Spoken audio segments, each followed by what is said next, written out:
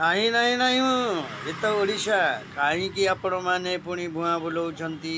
କ'ଣ ନା ଆମର ଚନ୍ଦକା ଥାନା ଏରିଆରେ ପିଏସ୍ ଏରିଆରେ ଆଉ ଗୋଟିଏ ଫାଣ୍ଡି ଅଛି।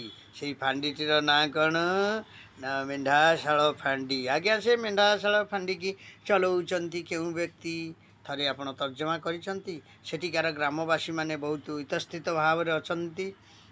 ତେଣୁ ସେଇ ଫାଣ୍ଡିଟିକୁ ପୁନରୁଦ୍ଧାର କରାଯାଉ, ସେଠି ଜଣେ ଅଫିସର ନିୟୋଜିତ କରାଯାଉ, ସବ୍ ଇନ୍ସପେକ୍ଟର ଭଳି ଜଣିଏ ମାନେ ଅଫିସରଙ୍କୁ ନିୟୋଜିତ କରାଯାଉ ଓ ମାନେ ଆଉ ଜଣିଏ ଏଏସ୍ଆଇ ମଧ୍ୟ ନିୟୋଜିତ କରାଯାଉ, ଆସିଷ୍ଟାଣ୍ଟ ସବ୍ ଇନ୍ସପେକ୍ଟର ଆଉ କନେଷ୍ଟବଳ ଫୋର୍ସଠୁ ଆରମ୍ଭ କରିକି ହୋମଗାର୍ଡ଼ ପର୍ଯ୍ୟନ୍ତ ସମସ୍ତଙ୍କୁ ନିୟୋଜିତ କରୁଛନ୍ତି। ଆସୁଛନ୍ତି ଡିଜି ମହୋଦୟ, ଦେଖୁଛନ୍ତି ୟାକୁ। ଆସୁଛନ୍ତି ଏସ୍ପି ମହୋଦୟ, ଦେଖୁଛନ୍ତି ୟାକୁ। ନା ଆସୁଛନ୍ତି ଡିସିପି ମହୋଦୟ, ଦେଖୁଛନ୍ତି ୟାକୁ। ଆସୁଛନ୍ତି କମିଶନର ମହୋଦୟ, ଦେଖୁଛନ୍ତି ୟାକୁ। କାହିଁକି ଦେଖୁନାହାନ୍ତି? ଖାଲି ଗୋଟେ କ'ଣ ନା ବୁଲଉଛନ୍ତି ବାଡ଼ି। କ'ଣ ନା ଚାଲିଛି ଫାଣ୍ଡି।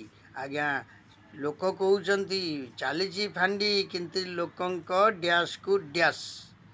ତେଣୁ ତାକୁ ଟିକେ ଆପଣମାନେ ଲକ୍ଷ୍ୟ ରଖନ୍ତୁ। ଆସନ୍ତୁ ଏସ୍ପି ମହୋଦୟଙ୍କୁ, ଏସିପି ମହୋଦୟଙ୍କୁ, ଡିସିପି ମହୋଦୟଙ୍କୁ, ଆଇଆଇସି ମହୋଦୟଙ୍କୁ, କମିଶନର ମହୋଦୟଙ୍କୁ, ଡିଜିପି ମହୋଦୟଙ୍କୁ, ମାନ୍ୟବର ମୁଖ୍ୟମନ୍ତ୍ରୀ ମହୋଦୟଙ୍କୁ, ଆଇନ ମନ୍ତ୍ରୀ ମହୋଦୟଙ୍କୁ ସମସ୍ତଙ୍କୁ ନିବେଦନ କରାହେଉଛି, ୟାପରେ କେବେ ଆପଣଙ୍କର ଦୃଷ୍ଟି ପଡ଼ିବ ମେଣ୍ଢାଶାଳ ଫାଣ୍ଡି ପୁଣି ସିଏ ଥାନାରେ ପରିଣତ ହେବ। କାରଣ ଏରିଆ ବଢ଼ିଗଲାଣି ନା, ଆଉ ସେ ସମୟ ନାହିଁ।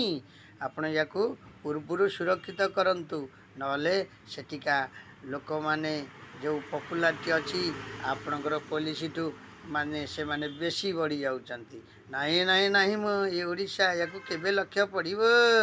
ଜୟ ଜଗନ୍ନାଥ।